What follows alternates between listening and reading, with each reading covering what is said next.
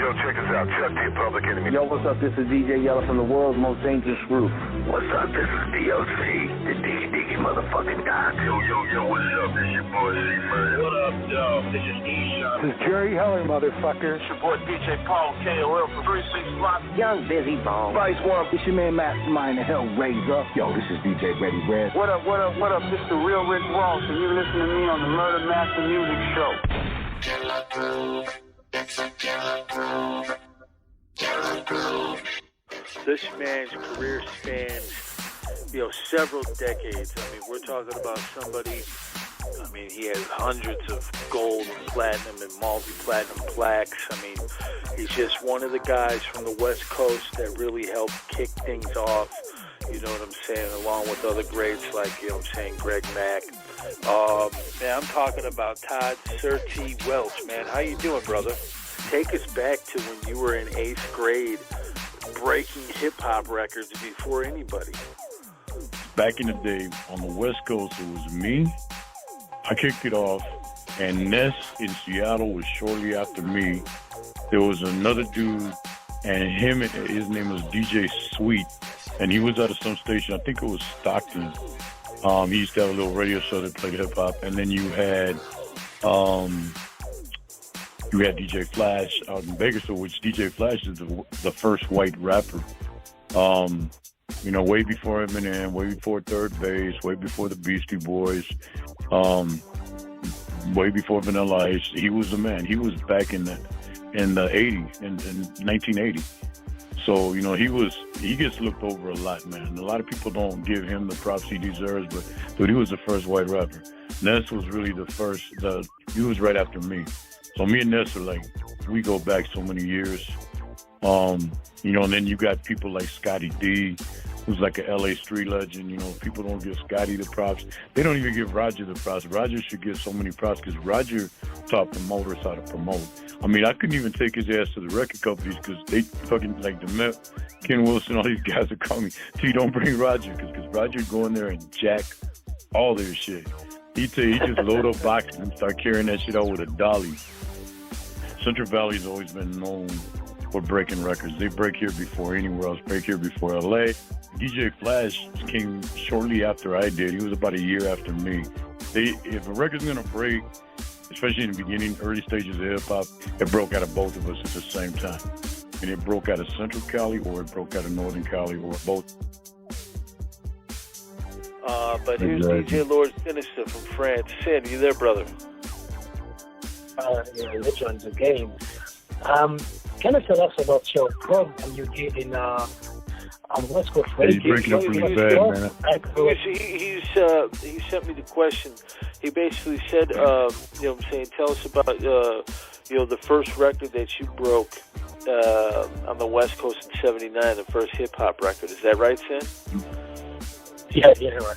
Yeah, the first hip-hop record was a white label test press of the Fatback Band. I happened to be at Polygram the day they came in, and they used to give radio stations white label test press that would come out in advance, to pre-screen the album. So I took it home that night, and I listened to the whole album. I'm like, fuck, I heard Kington III. I'm like, man, this is different, dude. I gotta play this shit. So I played it on my show that night, because back then, DJ Flash, we didn't have to follow playlists. I could play whatever the fuck I wanted. We could play album cuts, B-sides, anything I wanted. So I just threw it on, man, and the phones lit up. And, that was the first time a hip-hop record got played anywhere in the world on the radio. We're blessed to have stations like the ones that we had, and I wish it would go back to that, because to be honest with you, bro, radio's going to be dead in the next year and a half. There's just nobody listens no more, man. I wish the FCC would take back corporate radio and just, outlaw it, because you need independent ownership. You need personalities in that market. Radio's like the same 20 fucking records over and over. It's terrible, man. Yeah, and they don't contribute the well-known from. They don't contribute the well-known. So. And you write for Maycola is really underrated. DJ Flash is a legend. DJ Flash is legendary for West Coast rap, because he put it down Digital Underground, Egyptian Lover, DJ Fad, and on Battle Cats in '88. R.I.P. Prince, and so much. So Meikola is legendary. That's one of the true stories of West Coast hip hop. Flash is coming out with a book this year called The Echo Never Dies. And like I said, they never give Flash the props he deserves. He's the first white rapper. He was about a year after me. So he's one of the pioneers of the West Coast as well, as far as radio.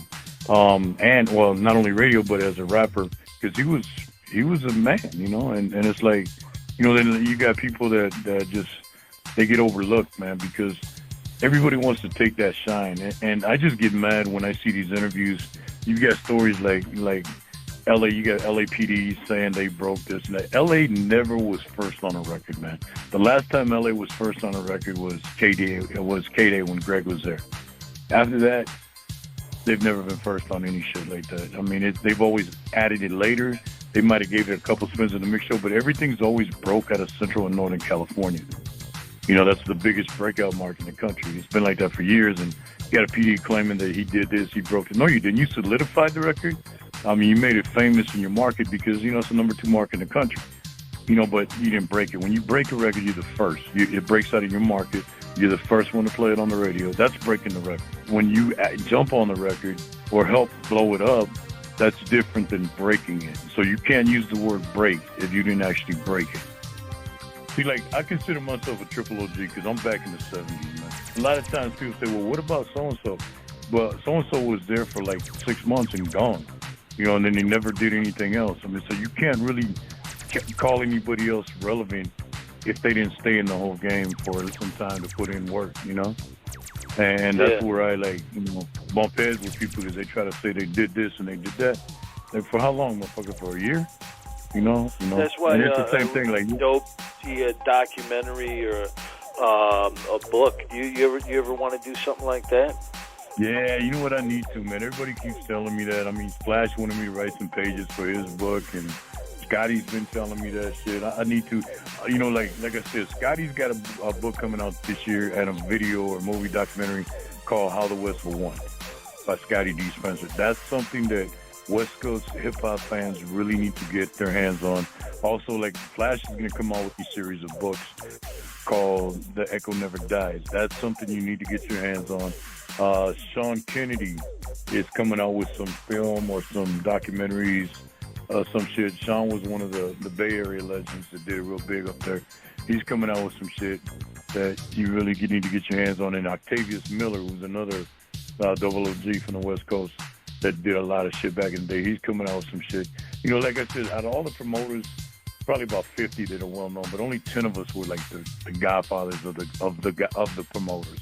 If it wasn't for your hard work, and, you know, who knows where this music shit would be if it wasn't for people like yourself, you know, it'd be in shambles, you know. Look what it is now, though, man. That's the fucked up part. I believe if a group of you guys came back and somehow got control over the industry, you could fix it because you started. Oh, yeah, we could definitely fix it, man. We're their OGs, you know? We're their OGs, man, and they'll never try to let that shine go away from them, but they know, like, you know, they know. And because everybody here knows, you know? There was only certain motherfuckers back in the day that had to pave the way, you know? You know, I'll never try to overpromise. I've always just underpromise and overdeliver, you know, because I think that's the best way to make it happen. Take this man's advice because, you know, he knows he's been in this for decades. You know what I'm saying? And I really appreciate the history and I appreciate your contributions, man. Hip Hop 50 definitely needs to honor people like yourself. Shout out to Todd DJ Sir T. Wells, man. Thank you so much, and let's do this again, brother.